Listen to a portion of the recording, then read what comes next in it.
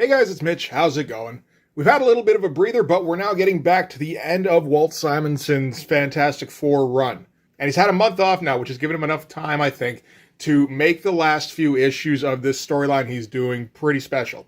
So we're taking a look today at Fantastic Four number 353.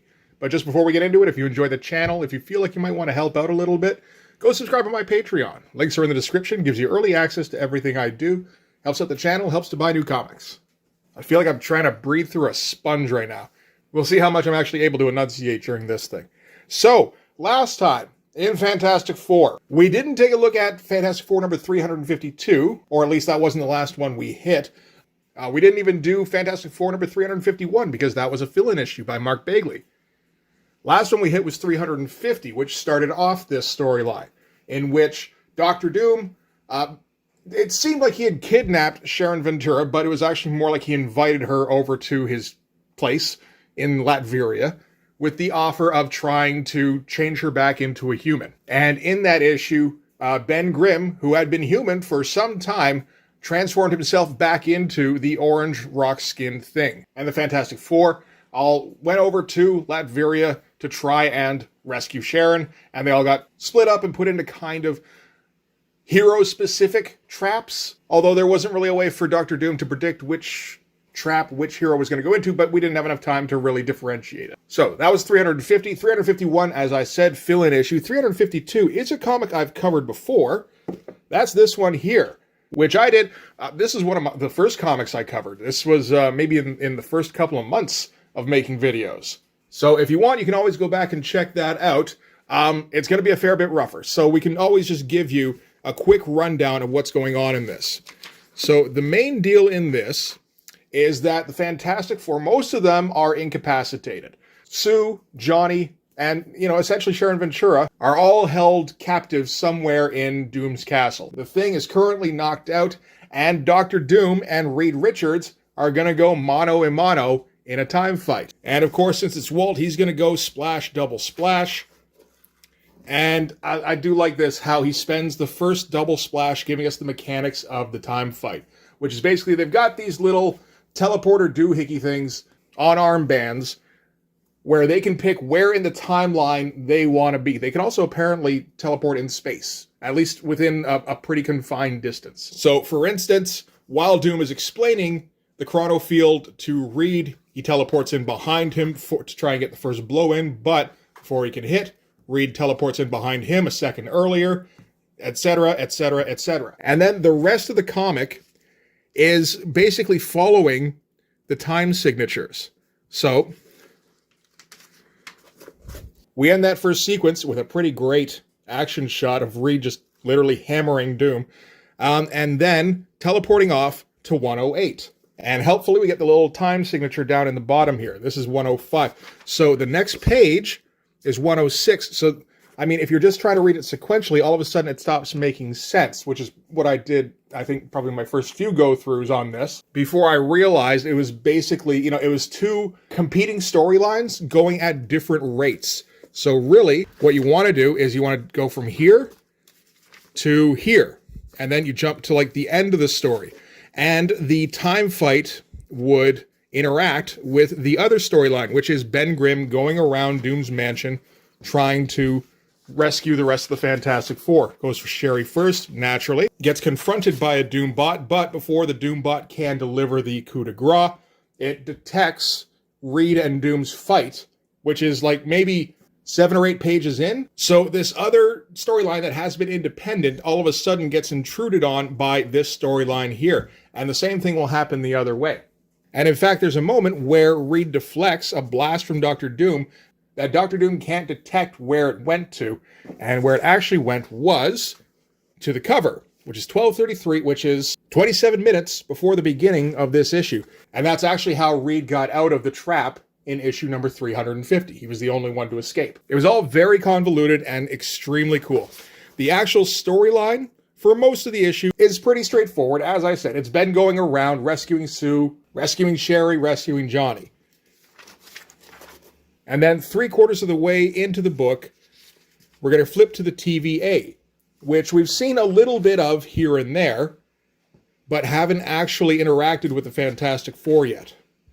Anyway, at the end of the fight, the time fight, all of the Fantastic Four are awake. They're all gathered together while Reed and Doom are grappling at the end of their match.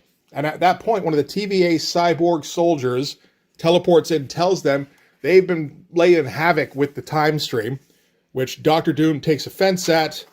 He disintegrates the cyborg soldier, and he in turn is eliminated by another TVA agent. This is Justice Peace. So Justice Peace takes the Fantastic Four into custody and takes them back to the TVA. Meanwhile, we find out this was not Doom all along. It was actually just a very sophisticated Doom bot. And the real Doom has been hiding in the wings all along. Of course he has. So, that's all of the setup stuff. Like I said, you can go back and watch the other video. I'll link it in at the end of the video here, I think. If you really want to see, like, the panel-to-panel kind of stuff. As long as you're willing to put up with some pretty bad sound and probably an inordinate amount of pauses in between descriptions. So we can start now with Fantastic Four number 353. Might as well start with the cover. That is a great one, I think. Johnny Storm in full regalia. I don't know if this is considered a classic cover. I think it should be. I think all of the covers in this storyline are just on a different level. This is, I was going to say probably, but I'm pretty sure this is the best shot of the Human Torch I have ever seen, coming right at us.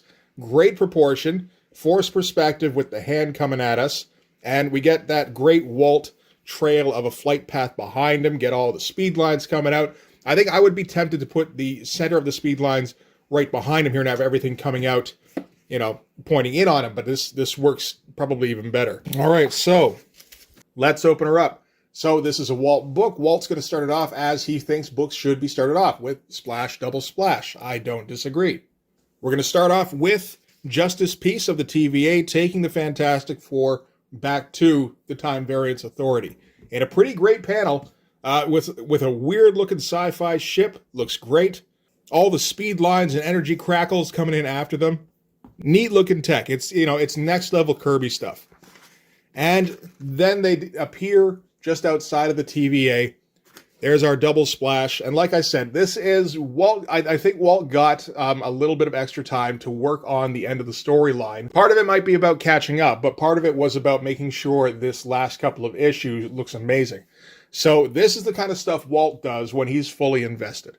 So when I'm overdoing the Inferno issues that Walt's drawing with X Factor, I don't know that he's not fully invested. I think he just doesn't have the time to make it look as good as he wants it to. Like every once in a while he comes up with something that looks pretty great. But this is the kind of thing he does when, it's the kind of story Walt likes, for one thing. It's sci-fi action stuff where he can put in all sorts of crazy tech and, just like come up with different kinds of physics. Absolutely spectacular splash. Again, this was something I say every once in a while, but this is the kind of thing I should look at when I'm looking for ways to fill in tech in the background. Because there's a couple of things I've picked up from Jim Lee, a couple I've picked up from Mark Silvestri, tried picking up a couple of things from Wills, and it just didn't work. I think I could probably make this kind of thing work. I don't know how well it would merge with my style, but goddammit, I think I should try. Keeping it all in perspective too, like a really shortened perspective as well. And this one is called So Little Time, So Much to Do, or If I Could Save Time in a Klein Bottle. So Justice Peace appears just outside the bounds of the TVA. He's advised by Control that he has arrived ahead of schedule. He's like, well, we can't have that. So we're going to take the long way around. And he arrives on the landing pad just when he's scheduled to, naturally. Justice Peace strikes me as being heavily influenced by Judge Dredd, where he's all about the rules. He's all about enforcing order, that lawful neutral thing, And he guides the FF into the TVA, right into a hearing. We don't get the big, here's the tour of this huge place that you're in. We're going to get that a little bit later on. We're going to get right into the thick of why the FF are here first, which I think is smart. Present the FF with the problem, present the reader with the problem, and then elaborate on, just like how vast the TVA is and how unlikely the FF's escape is. So that when they do escape, it's amazing, right?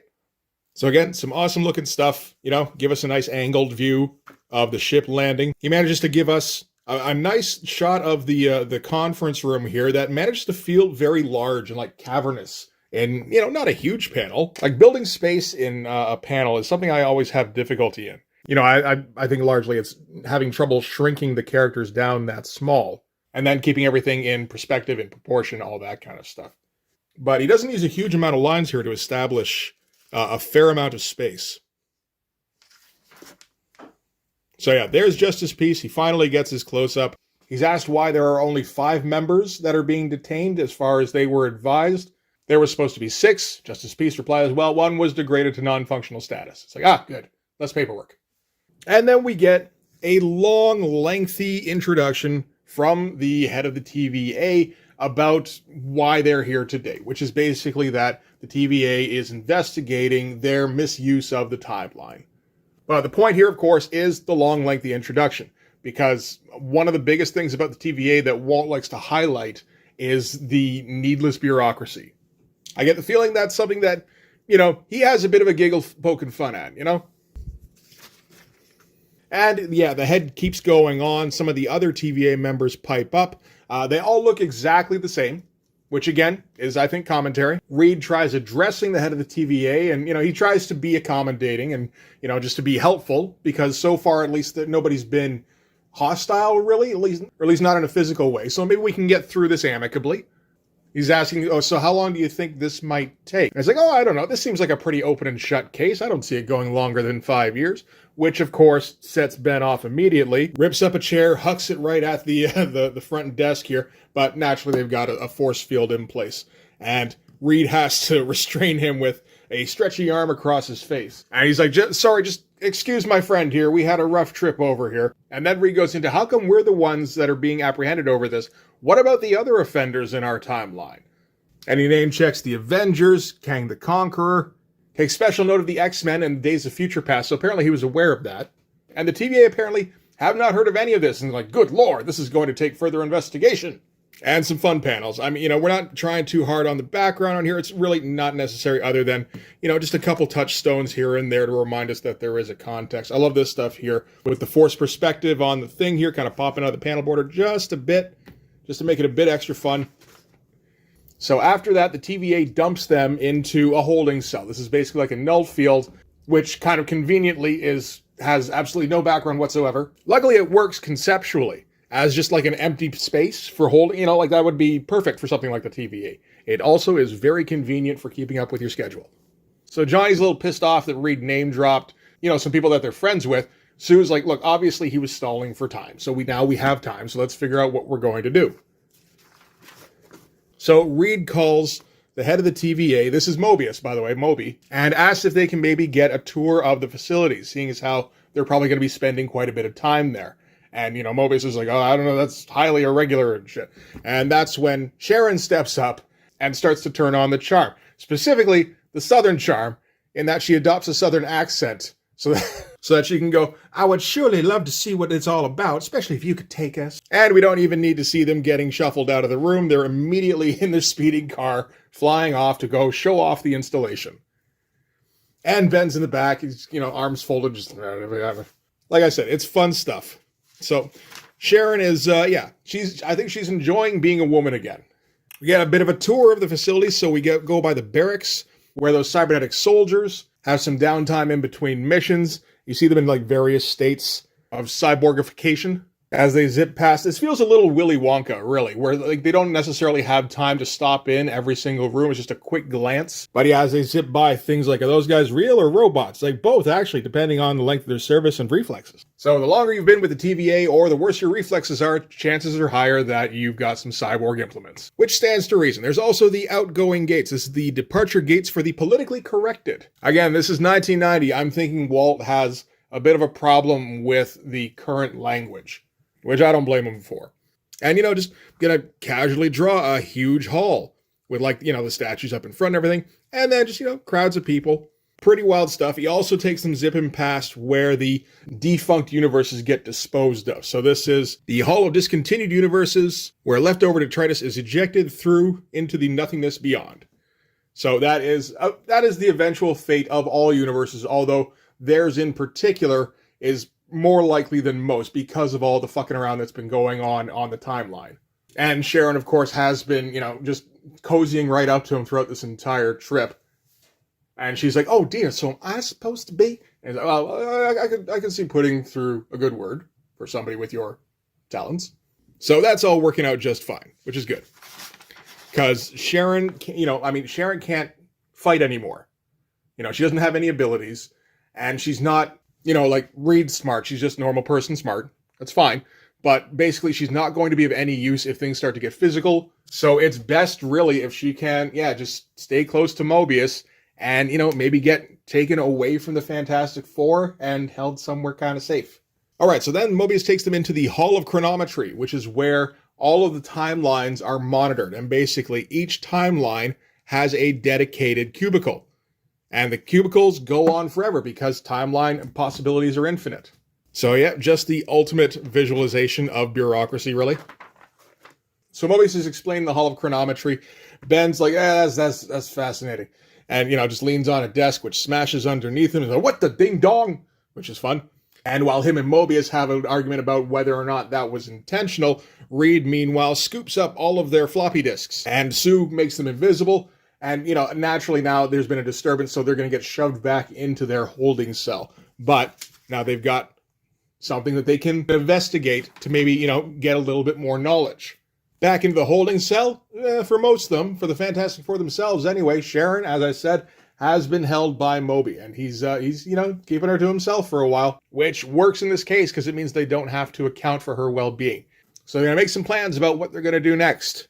And next thing we're going to do is we're going to cut to a view from outside the holding cell with some of the security cyborgs saying, wait a minute, there's only 3 of them here. There's supposed to be 4. I'm pretty sure there's supposed to be 4. Where's the woman? Because naturally Sue has turned invisible. And they go, well, she's got to be in there somewhere. Check the infrared. And no, she doesn't show up on infrared either, which is interesting. So naturally what they're going to have to do, they're going to have to open it up and go inside. And as soon as they open it up, Johnny's ready, immediately goes as hot as possible and goes flying towards the opening. And just goes shooting out. That's great stuff. Get the nice angle going and all the speed lines, and he goes flying right out of the panel border. Sue protects her and Reed and Ben. Ben probably didn't need it, but why not? Cyborg soldiers are yelling that it's a breakout. They got to shut the hatch. Johnny's yelling, way too late, buddy. And just lays waste to the place, demolishing everything outside of the holding cell. And then Sue propels them out of the cell on, I guess, like an invisible platform or something. That makes sense. And Ben starts to smash everything that hasn't already been scorched. So this is fun. I feel like this is something we don't see a lot of, particularly in the Walt run, because usually in the Walt run, the star of the show is Reed. Every once in a while, Ben gets in there, and then everybody else gets a supporting role, and it's all about the science stuff and figuring out the weird situation they're in and coming to an intellectual conclusion. Like you do your punching and smashing when you have to, when you haven't formulated an interesting and clever plan. But it's usually very short-lived, and then the interesting and clever plan is what wraps everything up. This is just going to be Ben and Johnny smashing the TVA for a while. So we're going to get back to the Hall of Chronometry, where they hear a rapidly approaching thump, thump, thump, thump, thump, thump, thump, and Ben just goes crashing through, just smashing as much as possible. It's very fun. Goes smashing off the bottom, goes through a portal here. I guess they just got portals set up all over the place. That doesn't not make sense. And portal takes him directly to the cafeteria, so he's got to smash that too. Very fun panel here too, where he makes it like an L shape. But, it's not like you're ever going to lose track of which way you're supposed to be reading here. And then cut back to Johnny. He's still scorching up everything he can find, ramping himself to Nova Flame as quickly as possible, and just incinerating everything in sight. But he's still like, we're really not making a dent. We're probably an annoyance at the moment. We're causing a bit of damage that will take some time for them to repair, but really, the TVA is so huge, we're not doing anything permanent to them. And then we cut to inside the Hall of Chronometry, which a large part of has been smashed now, where Reed and Sue have found an unsmashed computer, and they've got their haul of floppy disks, and now Reed is going through what exactly the deal is with the TVA and what their operating system is like. So that's the real purpose. Ben and Johnny are acting as a distraction, a pretty loud distraction. It's a pretty good one, while Reed does the important research and Sue keeps him invisible. So, really, it's still the same deal where Reed is still the one actually solving the problem. It's just we're spending a bit more time than usual on all of the fireworks that kind of build up to the solution. Okay, so now we're going to cut back to Ben, who's just standing in the wreckage that he's left in his wake. Pretty good wreckage here. Quite a bit of detail thrown in, which it's pretty nice. Gives us a bit of layering as well. The colorist is helping out by coloring the different layers just a little bit different. So that was good of them. And then Johnny comes flying by. He's like, hey, I think I saw a generator. Let's go see if we can wreck that too. Another great little bit of random just technology stuff. Walt really is one of the best guys for doing weird technology. It has that Kirby base, but there's definitely his own flair where he'll do very basic shapes, and then he'll throw, just a couple of small, they're not even patterns, really just, I don't know, like let's do some lines here. Let's do some lines going the other way. Hey, look, that all worked. And Ben has a moment of doubt where he's like, so just before we get down to the generator and start messing with that, is there a chance that this TVA actually is running everything and we are seriously screwing with reality with what we're doing here? And Johnny basically goes, probably not. I mean, they seem like a bunch of lunatics to me. And, hey, if they are running things and there are infinite universes, then we could probably stand to lose one or two, right? Which seems like the kind of reason that wouldn't quite hold up to scrutiny, but it's enough for Ben as he goes to rip out some power cables. And in the meantime, Johnny, he's just laying waste to everything around him. It would, fun panel, one of those ones where Walt gets to draw a power blast of some kind. He's usually one of the best at those. Meantime, the TVA agents are kind of panicking over what Ben and Johnny have destroyed so far. So, maybe they're doing a bit more damage than was originally surmised. And meanwhile, Justice Peace is like, well, wait a minute, where's Richards and the Invisible Woman? Because that's actually the more dangerous pair. Though Mobius tends to disagree. Certainly the Thing and the Human Torch are the more obvious dangerous pair. They're the louder dangerous pair. So Ben starts bringing it all down, just going to pull down this building by its wires. That's some awesome stuff. And while he's pulling on that, Mobius and some of the TVA soldiers come up behind him. And they're going to try and negotiate now. They've got Sharon, for one thing. So if he wants to ensure her safety, he's going to have to comply. But they're also willing to offer him sort of a sweetener in that, they control the timelines, so they control what happens to everybody. And if he's super good and stops breaking their house, they can change things so that he was never in the original mission that sent the Fantastic Four up to go and get changed by the cosmic rays. So he'll never have been the Thing. He'll never be in danger of turning back into the Thing. And Johnny's like, yeah, you're going to have to try a little harder than that if you want to convince Ben. Right, Ben? And Ben doesn't say anything to end the issue with. So he's got some choices to make there. And that is where we're going to end Fantastic Four number 353. I kind of love that issue. There's so much fun visual stuff going on. Like, Walt's just having a great time drawing this big friggin' space nut house. And just here, look how vast and technologically advanced this incredible bureaucracy is. Now let's smash it to pieces. It's some pretty glorious stuff. And you couple this issue with the one before with the time fight. And it's just like, man, this storyline is just a whole bunch of fun ideas and fun pages. Like, I'm sure Walt knew that the next issue is, it's the last issue in the story. It's also going to be the last issue of his run. And he seems like he's determined to go out with a bang. He started out with a storyline where the Fantastic Four fought all sorts of, like a team of B-tier villains, which we didn't cover, but I do want to check those out one day. Maybe, eventually. And we moved on to the big end of time, save the universe fight against the Celestials and like Uber Galactus. We had time travel and dimension hopping. And now we're back into mucking around with time, but on like a completely different scale. On, like a multiversal reality affecting scale. This run's so much fun. I mean, it's a shame it's not longer. We got like a year and a half, I guess, of Walt on Fantastic Four. That's pretty good. Some of like his most fun ideas and him like really trying on the art. Like, you can't really ask for a whole lot better than what he's given you. And he even got the new Fantastic Four issues in there, which wasn't a great story. And I didn't enjoy too much, but I'm sure it sold a ton. So next one will be the last Fantastic Four comic I'll be covering for a while. I mean, it's the last one I have, at least for now. So for this one anyway, that's going to do it. Thanks very much for watching. If you like this video, please hit like, hit subscribe, hit the notifications so you know when the next one's coming out. Go over and subscribe on my Patreon. Links are in the description, gives you early access to everything I do, from the Blood Force stuff to the YouTube videos before they get uploaded to YouTube, as well as some Patreon exclusive content. You can also follow me on Instagram and DM me there for commissions, and you can join the Blood Force Discord server. Yeah, that's going to do it. Thanks again for watching, guys. I'll see you in the next one. Bye-bye.